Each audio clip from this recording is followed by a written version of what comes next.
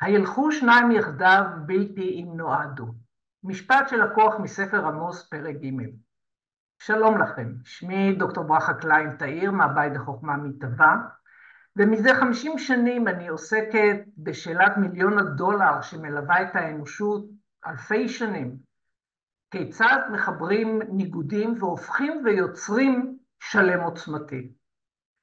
הקונפליקט בין ניגודים נוכח כמעט בכל תחומי החיים שלנו.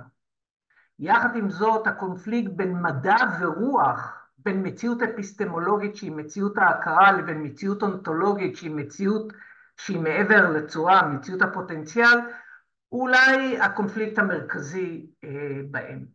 קונפליקט זה לצערי הרב קיבע בחיים של כולנו את הפרדיגמה המכנית פונקציונלית הישרדותית. הוא בעצם יצר חומה בין מציאות חושית מוגבלת, מציאות של חור מנעול, כפי שאני מגדירה אותה, לבין מציאות אינסופית של אמת מוחלטת ופוטנציאל אדיר. התוצאה היא לצערי הרב שרובנו פיתחנו תפיסה שגויה לגבי היקום עוצר הנשימה שבתוכו אנחנו חיים, ועיוותנו תפיסה לגבי מה אנחנו באמת. לצערי התפיסה השגויה הזאת מפרה את שיווי המשקל לא רק של הקיום שלנו, אלא של הבריאה כולה, בגין חוק סיבה תוצאה, וכתוצאה מזה המון איסורים, מכות, מלחמות, מחלות, כישלונות, ניצול, הרס, באים עלינו בתקווה שנתעורר.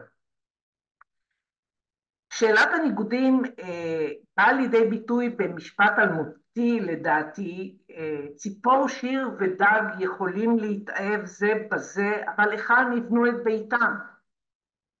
שאלה זו שם המשורר האהוב שלום עליכם בפיו של טוביה החולב. וכך ביטא בעצם את תהייתו כיצד שני עולמות כל כך שונים יכולים לחיות ביחד. הילכו שניים יחדיו בלתי אם נועדו? כמו ציפור ודג, כך גם מדע ורוח. כל אחד מהם הוא תוצר נפלא של מחשבת האדם, ממש. אבל האם הם יכולים לגור בבית אחד? שאלה מדהימה, כדאי שתחשבו עליה. הפילוסוף האיטלקי אוגוסטו דל נוצ'ה כתב בספר שלו משבר המודרניות, כי החברה של ימינו בעצם נותנת משקל יתר, משקל גדול מדי למדע. הכל סובב סביב מדע, החינוך שלנו, הכלכלה שלנו, הטבע שלנו, הבריאות שלנו, הכל סובב סביב המדע. המדע הוא כמעט צורת הידע היחידה הקיימת היום, ביום יום שלנו. ולכן התבונה האנושית כתוצאה מזה הופכת לכלי פרגמטי לחלוטין, שמאוד מתקשה לתפוס רעיונות שחורגים מעובדות אמפיריות או חורגים ממציאות הצורה, מהמציאות החושית. האמת היא שהוא טוען, זה לא תמיד היה ככה, דווקא המייסדים של כל התפיסות המדעיות שעליה אנחנו עומדים היום, בעצם לפני כ-500 שנים, בעצם ביססו את החשיבה המדעית שלהם גם על הרוח.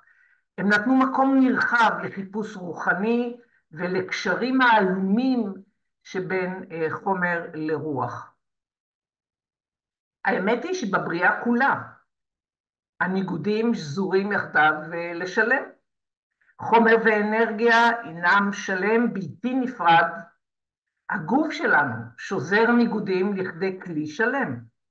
הנשימה שלנו שוזרת בין גן המהות שלנו, שנמצא בכוללות המוצא שלנו, לבין מערכת הנשימה שלנו בתוך הגוף ויוצרת מעגל מושלם. גם יחסים איכותיים שוזרים ניגודים. כמו בבריאה כולה, ייחוד בין הפכים וניגודים מאפשר לנו להשיג בעצם מהות אלוהית, מאפשר לנו להשיג אמת, מאפשר לנו להשיג אלמותיות, מאפשר לנו להשיג עוצמה, מאפשר לנו להשיג אור, מאפשר לנו בעצם לראות פוטנציאל שהוא מעבר לצורה המוכרת שלנו. לראות הזדמנויות שנמצאות בממדים אחרים לגמרי מאשר הממדים החושיים שאנחנו כל כך מורגלים אליהם. לפיכך, דווקא הייחוד בין מדע לרוח הוא המקפצה להתעצמות הכי דרמטית של התודעה האנושית ששוזרת בין מדע לרוח. מדע מקדם מאמץ שכלי ורוח מקדמת את הידיעה שאינה יודעת.